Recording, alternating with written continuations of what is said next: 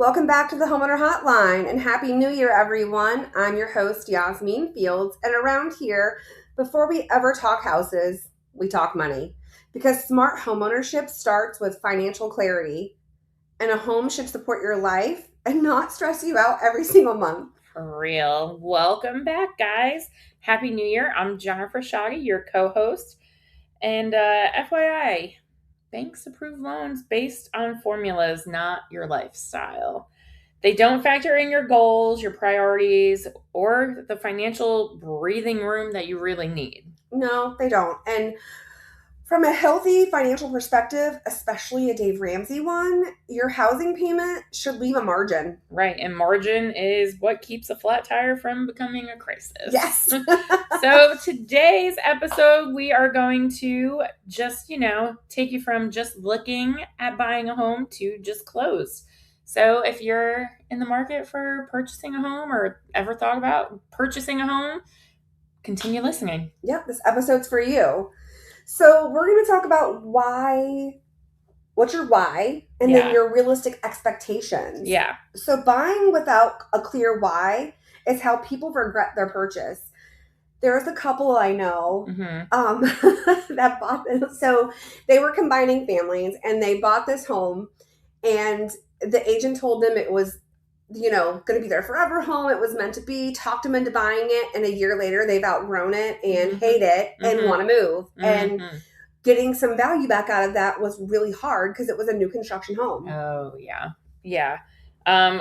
We start with lifestyle, not listings. Like the timeline matters because buying and selling will end up costing you real money. Just like I was just talking about. Exactly. Yep. And I mean, even from our perspective, my husband and I, we bought our first home. It's a great starter family home, but we also bought it with the intention of knowing in less than 10 years, we're looking for something bigger. Yeah. So I think that's definitely something to keep in mind is what do you need right now? Are you looking for something for just right now or up to 10 years? Or are you looking for that forever home that you can grow into, live into until retirement and maybe you downsize after that? Or do you want to continue living in this like forever? This is it. This is it. We're not moving again. Yeah, that's a huge, huge thing that needs to be addressed before you even go on Zillow, I say, or any of those other websites looking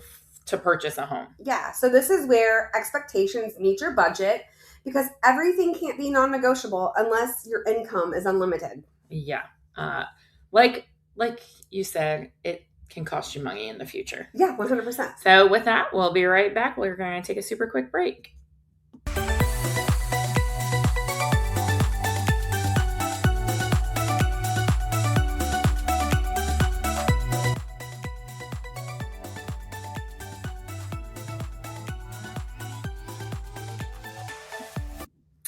All right, welcome back. So we are now going to talk about one of the most important things before buying a home, financial readiness, not the I got approved, financial readiness. This is where we need to clear something up. Loan approval and financial readiness are not the same thing, guys. No, not remotely close. I mean, I guess a little close, but definitely not. No. Approval just means the lender says, we'll take the risk, we're willing to take it on. It does not mean that this actually fits what your lifestyle is. You need to think about realistic budgeting before. Right. Like what monthly payment are you comfortable with? That's a huge thing. And that's something that I don't think most lenders talk to people about. No, because they just are worried. I mean, I know lenders definitely are there. They have your back and they have your best interests at heart, but they don't know if you're planning a 15-day trip to Europe. Like you have other budgets in mind, and the lender's really going to tell you, again, your pre-approval, this is what you can afford up to. Right. Most people don't want to be house poor. No, and house poor means that your payment is way more than what you can actually afford. And this is where talking to your lender on a personable basis saying, look, I'm okay with a $2,500 a month payment. Yeah. I cannot go $1 over that. It cracks my budget. Like Yeah. I will be, stretching it to the max. Yep. And that $2,500 a month isn't just your mortgage. There's so many other things that play into that, which is also important to keep in mind, which we'll dive a little into. Absolutely. So, we look at credit history, not just credit score patterns. They matter, patterns in your everything. Yes, absolutely. We also look at debt, because this is where DTI comes in. DTI stands for debt to income ratio, and it answers one question: how much of your monthly income is already committed before adding a mortgage on top of that? Right. Like you have car payments, student loans, credit cards, personal loans, all of that counts in. So if you make $6,000 a month, Jen, and your debts are $2,400, your DTI is 40%. Right. And that is something that is super important to take a look at. That number quietly controls how much house you can actually buy. That's right. So let's talk a little about how DTI changes based on the loan type, because I think this is a huge, huge thing that future buyers need to be aware of. So one of the most typical loans is a conventional loan. Mm-hmm. Most conventional loans want your DTI to be around 43% or lower. Some lenders actually may stretch it to 45 to 50%, but that usually means strong credit and higher stress. Right. So allowed doesn't always mean advisable. No. One of the other home loans that are great to use is an FHA loan. FHA loans are more flexible, which is why they help a lot of first-time home buyers. Absolutely. There's 3.5% that you can there's down. So many benefits to an FHA loan. However, it does constrict the amount of homes you can look at, I would say. Correct. Mm-hmm. However, would you want... So like FHA loans, for example, you have to have, if it's a wood framed house, a termite inspection, Correct. Things like that. It has to have certain requirements met for the loan to be approved.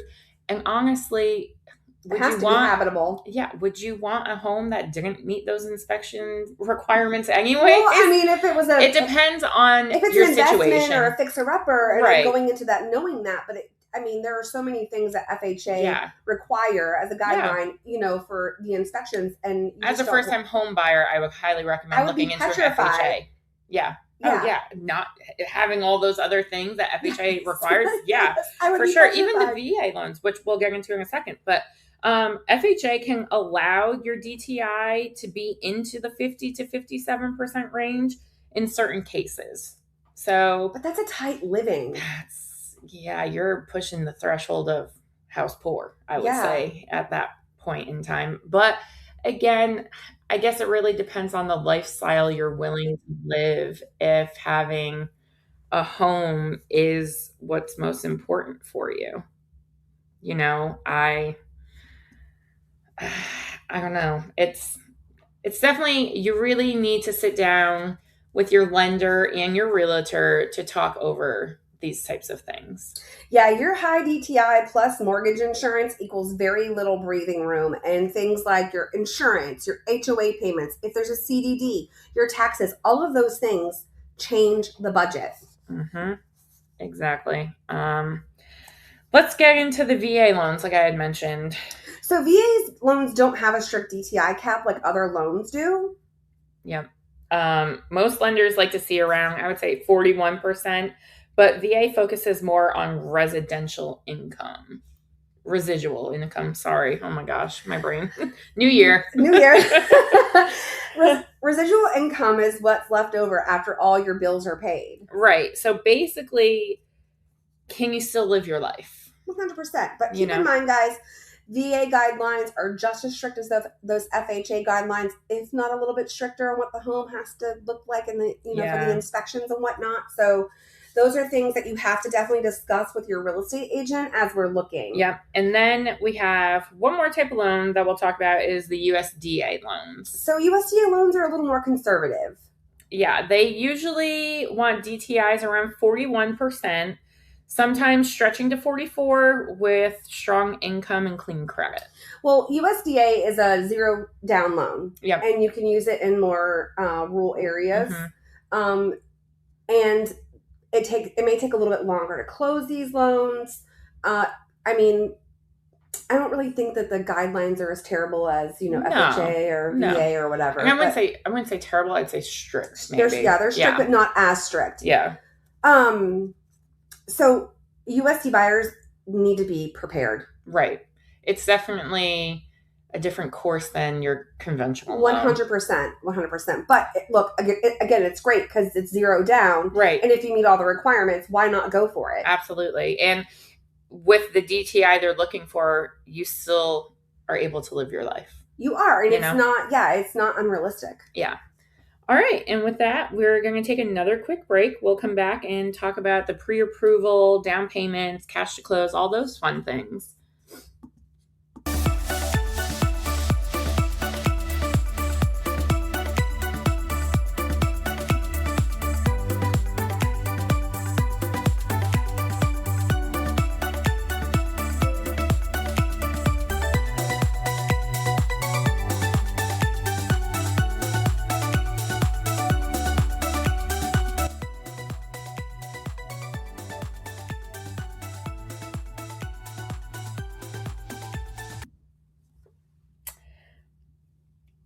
All right.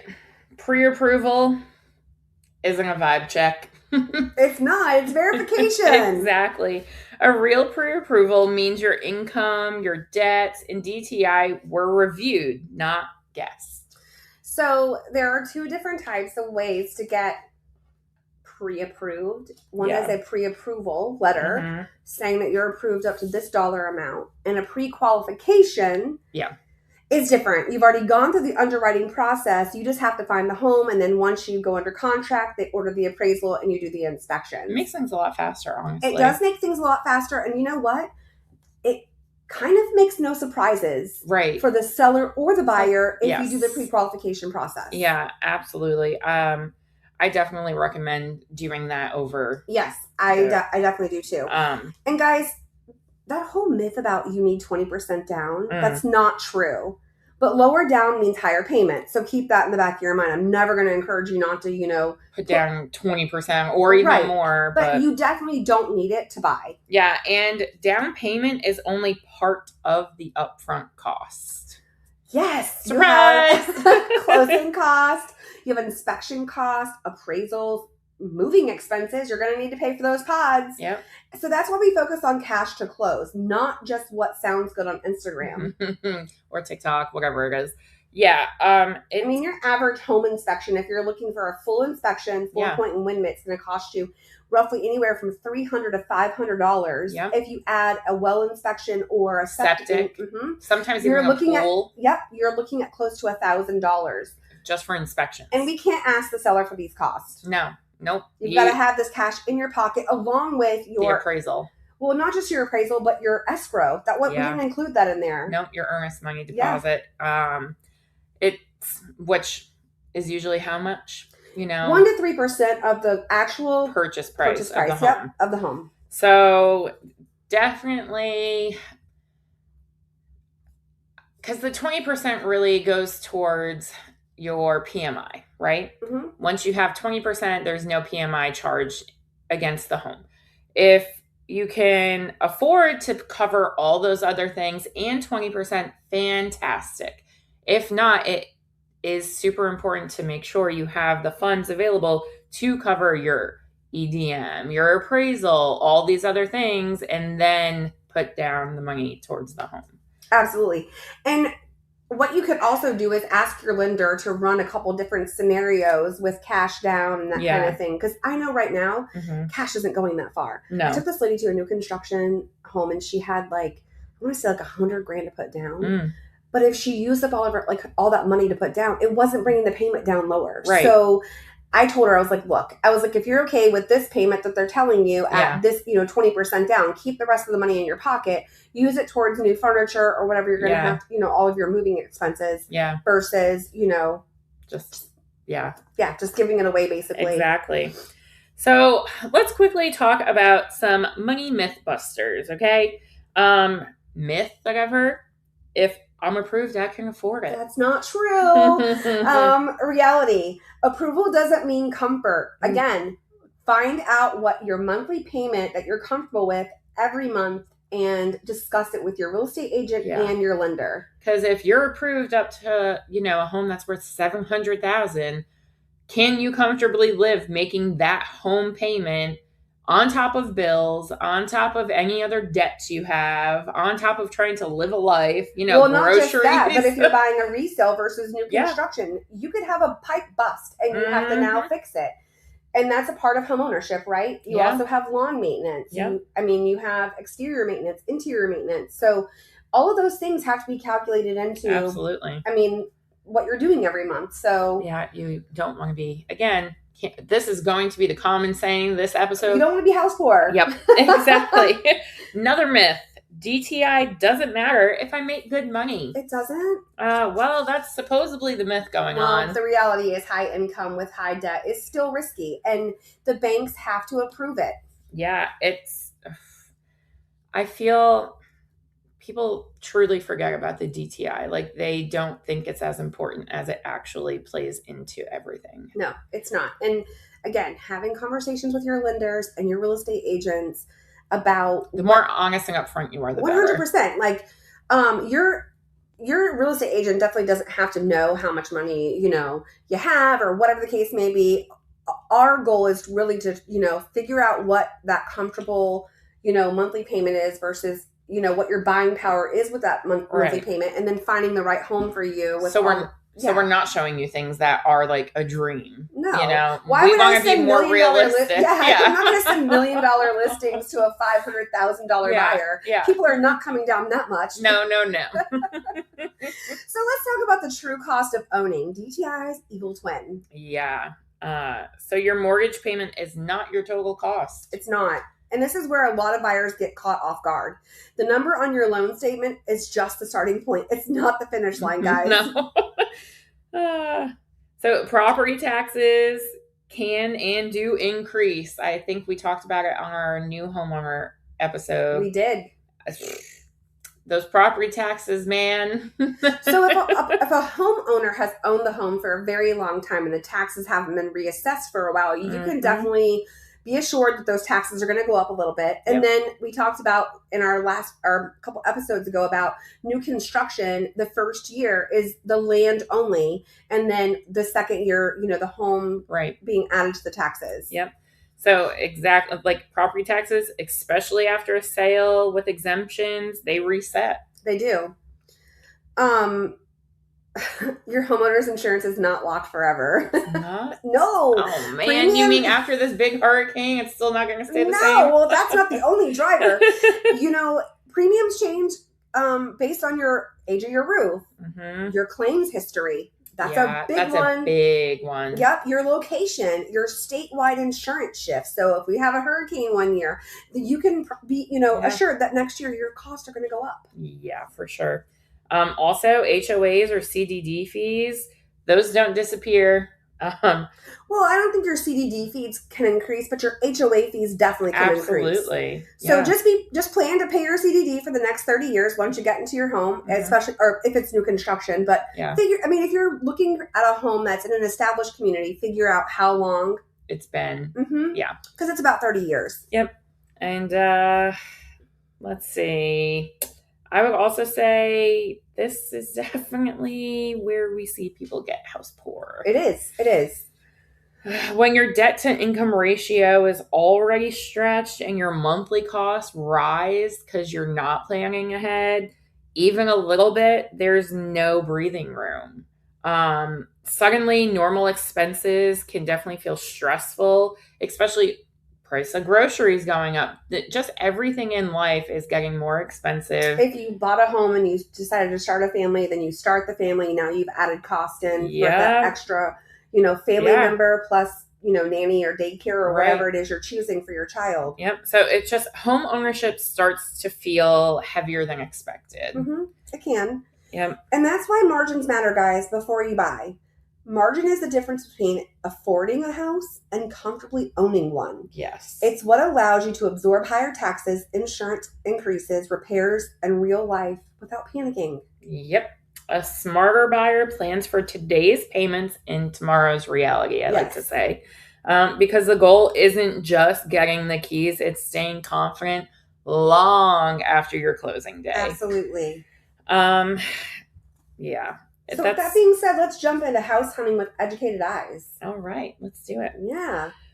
So guys, we tour homes logically, not emotionally. And that's not because we don't appreciate a beautiful space. It's because emotion doesn't pay for repairs. Mm-hmm. Logic protects your money. Yeah. When we walk into a home, we're looking past the paint colors, staging, and trendy finishes. We're paying attention to the layout, the flow of the house, the natural lighting, and the ceiling height, different things like that. Well, I'm walking right over to the HVAC unit, and I'm looking at that sticker to tell me what year that joker was built. Or the hot water heater, too. Yes. Mm-hmm.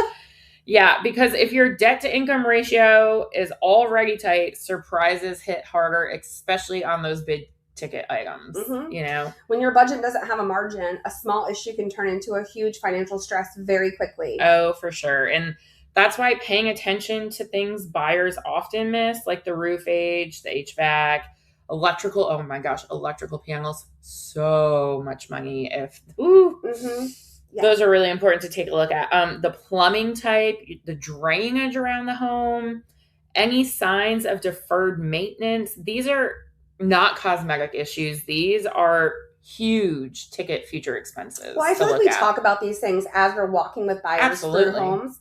When we take somebody out to a resale and we're touring, even if you swear this is your forever home, we look at location, road noise, neighborhood layout, and anything that could limit future buyer appeal. Because not only, you're buying this home for you, but this is an investment, your biggest investment of your life. And we want to make sure that when you go to resell it later on, whenever that is, you can actually do that. And it's a good, Yeah. We don't want you to be house poor either. We would like to have comfortable buyers. No, absolutely. Absolutely. I've had a client, we've done 4 transactions together. They've been married for quite some time, lived in an apartment, bought a house, outgrew the house, and wanted, to build a new house. They were so excited for it, and then outgrew that house, and then we, went and got another one. So, but I got them to buy in great areas where, selling again would be easy, and we did that. Yeah. Yep. And like Yasmin was saying a few minutes ago, we, as your realtors, make sure that those big ticket items are up to date. And if not, we request things like money towards things like that when we go to make offers for you. Absolutely. Absolutely. And we will count. So if it's something that you're comfortable with, we pointed out during the walkthrough, when we're showing you the home, and you're like, well, that's something that I can, I'm happy to do. If it's not a 4-point, it doesn't prevent insurance, like painting the walls or replacing the floors. Like, that's okay, but we're going to incorporate that cost in the offer that you make so that you're not overpaying for something and then adding money to it later. Exactly. So here's the reality check. When buyers fall in love too fast, they're more likely to overpay and waive the protections that they shouldn't and ignore the red flags that they definitely will regret later down the road. All these buyers that purchased in COVID, we're seeing that right now. They settled for a house that really wasn't what they were looking for, or had no clue about the hole in the roof or the shingles that were blown away because they waived an inspection. Yep. So pretty is fixable, guys. Paint, flooring, fixtures, that's all temporary. Yep. Structural issues, system failures, and poor location decisions are not. No, those follow you long after the excitement wears off. 100%. So if you tour with Jennifer and I, you're going to tour with intention. Yeah. Because the goal isn't just to win a house, it's to own confidently without financial regret. Yes. That is number one goal of home ownership, I would say. Absolutely. So with that, we will be right back to talk about offers, some contracts, and real commitments.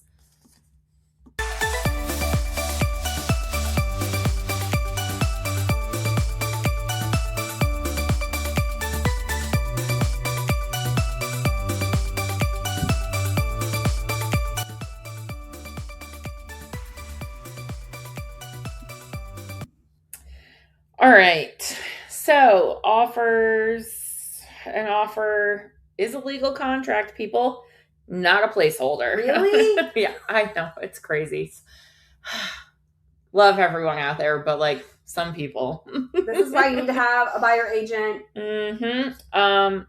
It's not a negotiation draft, not something you quote unquote try out. No. The moment it's accepted, you are bound by timelines, by obligations, and financial risk. Yeah, the contract comes with very specific deadlines, inspection periods, financial timelines, appraisal windows, and notice requirements. Miss one of these, and you don't just lose leverage, you can lose your protection. And money in some cases. Yeah. It's not a good time. No, it's not. No, it's not. And again, so that's where your EDM or earnest money deposit comes into play. The earnest money isn't a fee. It's your good faith deposit showing how serious you are about buying the home that you're interested in. It's also real money that's on the line if you don't follow the contract and these obligations that you've committed to. Yep. It's also money that goes towards your down payment or closing costs. So it's not lost once you give it to title. No. Let's just make that clear. It's only lost if you don't follow the contract. It could be. It very well could be. When deadlines are missed, guys, or contingencies aren't handled correctly, earnest money can be at risk. That impacts your cash reserves immediately. So if you have $5,000 and that's it for your earnest money, and you put it on a house and things get mucked up and you lose it, it may actually stop you from buying until you can save that money again. Yep, exactly. It can also, it affects your debt to income ratio if you suddenly need to replace the funds or borrow elsewhere. This is why we're very intentional about explaining contracts before you sign them. We want you to understand what you're agreeing to. Yep. And we're here to protect you and what actions are required to keep those protections in place. Yeah, we try to educate you. And don't be afraid to ask any questions about what any of the verbiage means, things like that, because I feel sometimes buyers are just like, okay, yeah, okay. Mm-hmm. No, you need to break it down and go through it. You need to understand exactly what you're signing so you know what your responsibilities are. And we make sure that those timelines are kept. Yes, that's our job. Yeah, for sure. We don't want you to stress out about things. It's our job to take on that responsibility for you. Right. You're going to get a phone call from us, before that 3-day escrow deposit, is up. Hey, it's time to make your EMD. Let's go. Yeah. A smart offer isn't just about price. It's about structure, the clear timelines, proper contingencies, and a strategy that protects both your money and your approval. I'm going to give you guys a tip of the day. That kind of goes along with this, whole segment. If you hire a buyer agent and you're looking at homes and you want to write a contract on that home, ask for comparables.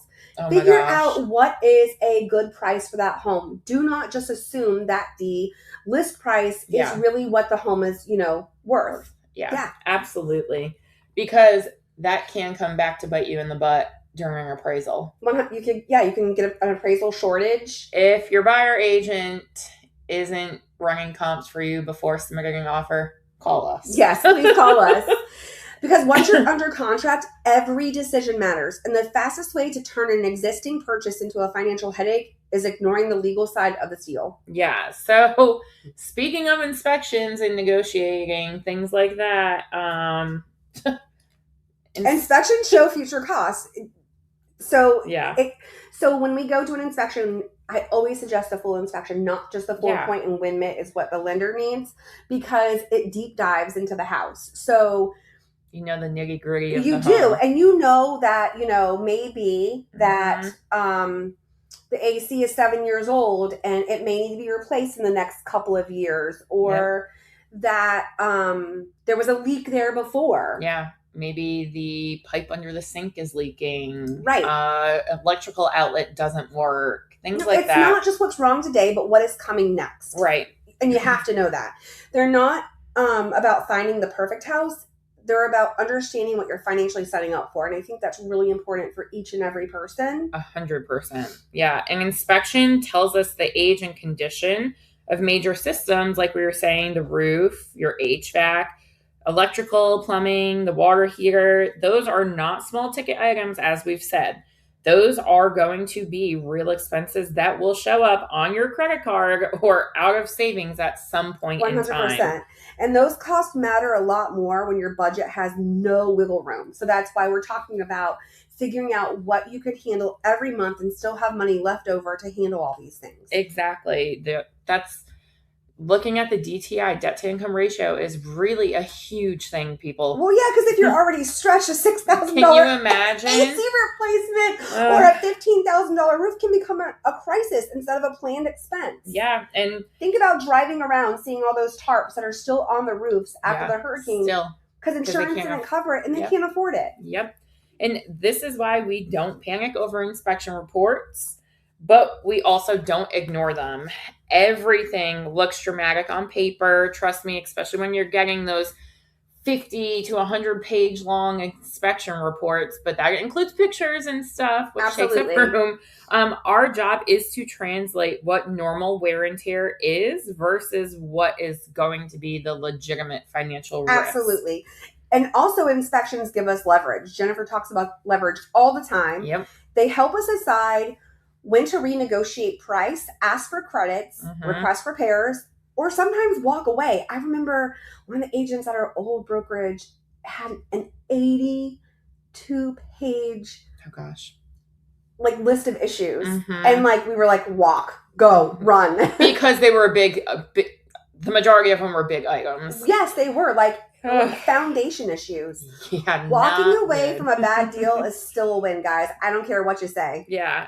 It'll save you money in the long run. Yeah, because a buyer who understands inspections, yep, don't just ask, can I buy this house? They ask, can I afford to own this home after I move in? Right. And if you do walk away during the inspection period, you are still within the contract in getting your earnest money back. That's right. So you can.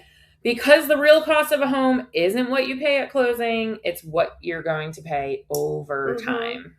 Do you remember the Tom Hanks movie, Money Pit? Yes. Every time I go through an inspection, I think about that movie. Gosh. That might be a great place for you guys to start, actually. Watch it. Watch it. It's great. So, Jennifer, let's talk about appraisal and underwriting and some financial discipline. Yeah. Okay. So, this is not the time to go open up a new credit card at Sephora or anywhere else. We cannot stress this enough. Once you are under contract, your financial profile needs to stay exactly 100% as it was when the lender approved you. Yes, it does. Cannot stress that enough. This means no new credit cards, no store financing. No new cars. Nope. But it's 0% for 12 months and no co-signing for anyone else. Yeah, don't do that. Even small credit inquiries can trigger lender questions and delays. Yeah, you don't want anything. New debt rises your debt to income ratio. So, in your DTI, as we have stressed, is one of the biggest factors in your loan approval. A car payment, going to buy furniture for the house before you actually get the house, don't do it. Don't do it. Or even a new credit card minimum payment can push you over that limit. And yes, that can kill your loan days before closing. Well, here's what buyers don't realize. Lenders don't just check your credit score one time. Nope. They recheck it before closing. Yep. So that's a quick purchase you thought wouldn't matter. It actually matters, guys. Yeah. This is also why we have to warn buyers about large deposits or moving money around without any explanation. So underwriting needs a clear paper trail. If it can't be documented, it becomes a problem. So I'll share with you, I had this buyer who was saving money and he literally told me he was putting it under the mattress and was literally putting it under the mattress. Yeah. And it became an issue. When you can't prove it. You can't prove it. So, you can't prove it in that time. So had he deposited it 6 months beforehand, he could have just, it's saving, right? It's there. He's building it over time. Right. So we had to do a bunch of finagling, and last minute things to get him to close. And it wasn't fun. So yeah, don't that put the money creates such a headache. It does. Don't put the money under your mattress. Put it in the bank. Yeah. I know some people don't trust banks. Put it in the bank before you're buying a home. I don't think it's not they just trust banks if they don't trust themselves, right? Yeah. They're putting it into a place where they have access to. Right. So open up a separate account and put it in there. Just don't have access to it. Yeah. Make sure there's a paper trail before you seek out a buyer agent for it to go buy a home. Contingency protects your approval. The borrower who closes smoothly is the one who stays boring financially until the keys are in their hand.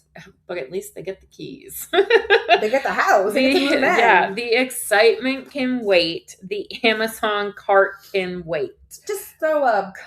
Closing on your home cannot, because again, you are under contract and you have to follow these timelines and obligations you've committed to. Time is of the essence. I'll say it louder for the people in the back. Yeah. Time is of the essence. You don't want a 100-day closing. No. We're going through one of those right now. Where's the money? I don't know. Goodness. With all this fun, we'll be right back after our last quick break.